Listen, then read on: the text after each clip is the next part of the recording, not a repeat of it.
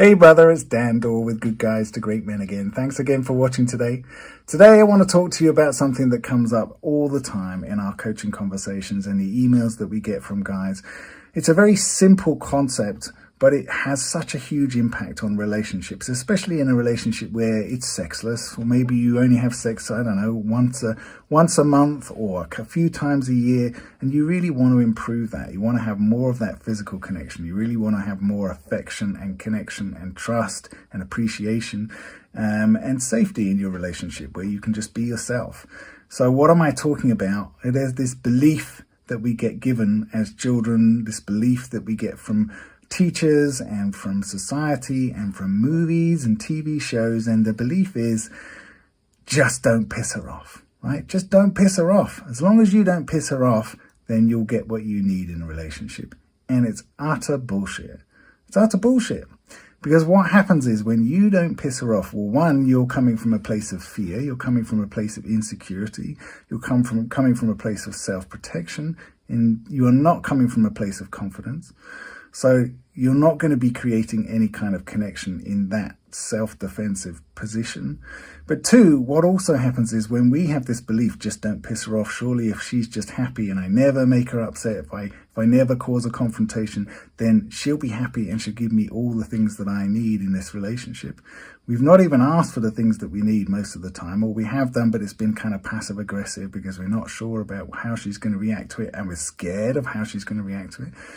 So just don't piss her off ends up becoming an expectation, ends up becoming something that I believe you're also going to do for me. And that's not true. That doesn't happen.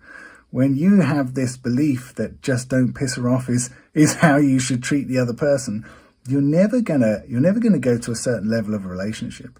You're always going to be kind of dancing around the edges. You need to be able to have the difficult conversations. You need to be able to stand up for what you believe in. You need to be able to be the man that you know you are to be able to create attraction. If you can't stand up to the other person, if you can't possibly have them upset with you in some way or another, you will be expecting them to treat you in the same way. You will get resentful that they don't treat you in the same way. And that'll end up coming out in controlling behavior, manipulative behavior, sulking, brooding, grumpiness, all that kind of stuff.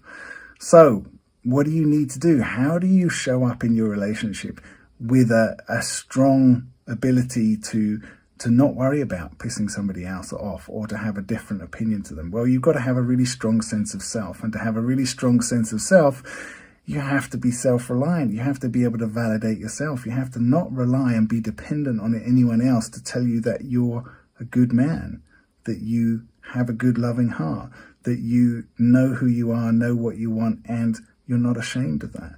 You have to be able to do that stuff for yourself.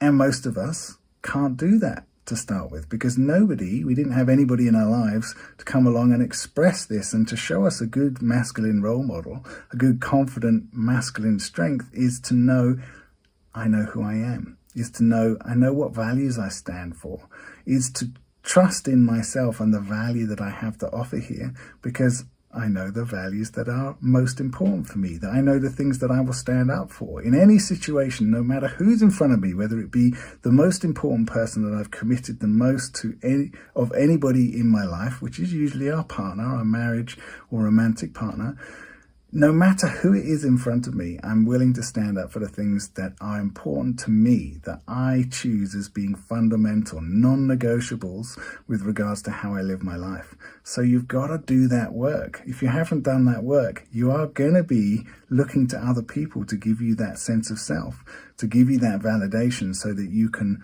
know that you're on the right track, so that you can get those things that make you feel good. But you're the only person you can really, truly rely on to make the right decisions for you. So we're talking about self-reliance. We're talking about self-validation. You can only validate yourself. You can only say, yeah, I know I've been showing up exactly how I want to, if you've done this kind of work. If you've not living your life with the belief that you can't piss off people that are important to you, you have to be willing to do that, because that's fundamental to your self-respect, to your self-worth. That's it for today. Take care, brother. Bye.